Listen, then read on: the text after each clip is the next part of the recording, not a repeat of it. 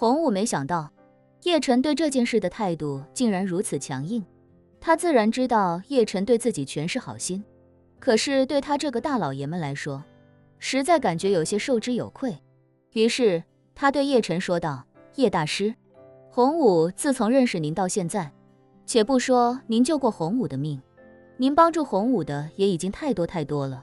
天香府忽然有如此大的知名度，也是多亏了您有了这样的基础，随便干一干也比以前要好得多，已经感激不尽了，又怎能挪那笔钱来留作己用？叶晨不悦地说道：洪武，你和我之间不必如此客气，我能直接给你的，在我看来就是你应得的，如果不是你应得的，就算你开口找我要，我也未必会给。洪武尴尬道：叶大师，我懂您的意思，就像是一个特别好的老板，总想着给员工加工资，可是我干的这点活，那现在这么多已经很过分了，再多实在受之有愧啊。说着，洪武想起陈泽楷跟自己说的内容，感动地说道：而且陈总告诉我，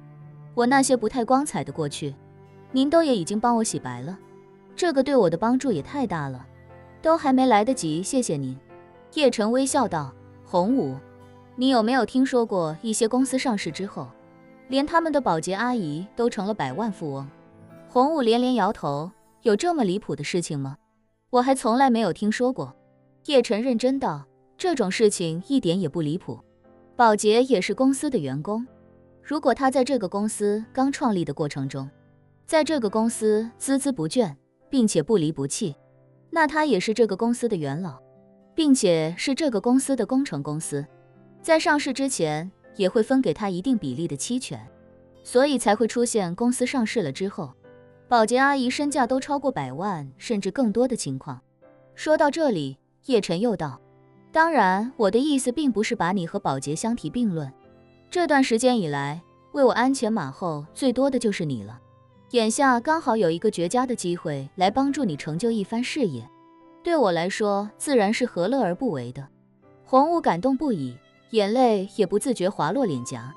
感叹道：洪武能遇到叶大师您，是三生有幸。叶晨笑道：这些客套话就不用说了，我还是刚才那个观点，抓住机会，趁热打铁，争取利益最大化，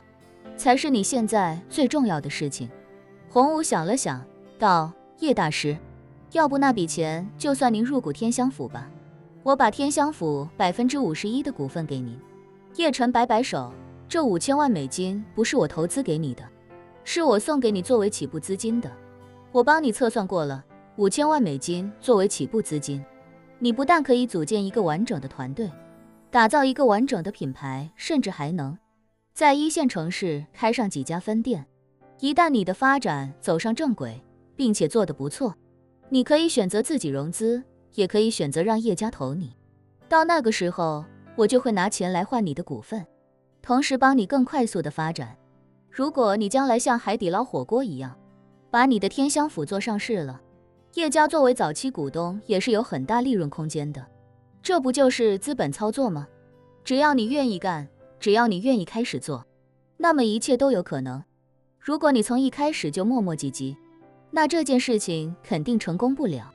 洪武尴尬道：叶大师，您说的我都懂，可是我也担心我自己没那个水平，最后玩砸了，浪费了您的钱不说，还给您丢人现眼。叶晨笑道：如果塔瓦纳没来你的天香府，你玩砸的可能性倒是挺大的，可现在这么好的基础，你只要好好做，就肯定砸不了。说着，叶晨又道：洪武啊，一旦上市成功，有可能就是几十上百亿美元市值的公司，5000万美元算个屁呢？你要是能把这个事情做起来，你受益我也受益，所以从现在开始，不要再跟我废话了，抓紧时间开始干。洪武沉吟片刻，重重点了点头，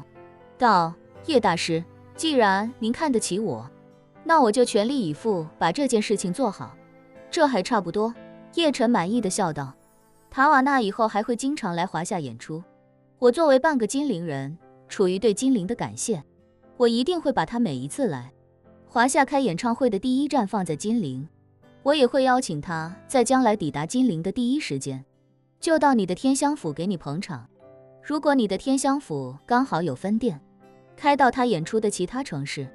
我也会让他第一时间到你的分店去。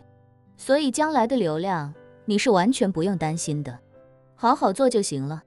好，洪武立刻说道。洪武受教了。叶大师放心，我绝不辜负您的期望。叶晨微微一笑，正想说话，手机忽然响了起来。他低头一看，打电话来的竟然是史蒂夫·罗斯柴尔德。接通电话，他笑着问：史蒂夫，怎么一大早就给我打电话？史蒂夫笑着说道：叶先生，在下已经到金陵了，这次来了，短时间内就不会走了。又来了？叶晨不由笑道：你这段时间来的是挺勤的，什么时候到的？怎么没提前跟我说一声？刚到。史蒂夫连忙道：我刚下飞机，而且我还得跟您说一件事。这回跟我来的还有一个小老弟。叶晨好奇地问道：你又从哪里淘换来一个小老弟？是你们罗斯柴尔德家族其他的旁系成员吗？不是不是，史蒂夫笑道，这回跟我一起来的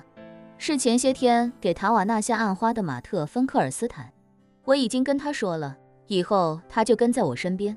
我到哪他到哪。叶晨笑道，他投靠了你之后，美国不少人要睡不着觉了吧？哈哈，史蒂夫笑道，这2天我也问了他很多问题，那帮人玩得确实很脏，一个个的都该关到叶先生您的养狗场去。现在那些秘密都已经被我掌握了，以后那些王八蛋见了我只会更加唯唯诺诺。叶晨道，我现在正好在天香府，你要是没事的话，先带着他过来一趟吧。行啊，史蒂夫激动地说，我其实打电话就是想问您什么时候有时间，我想请您吃顿饭。叶晨道，来天香府，咱们边吃边聊。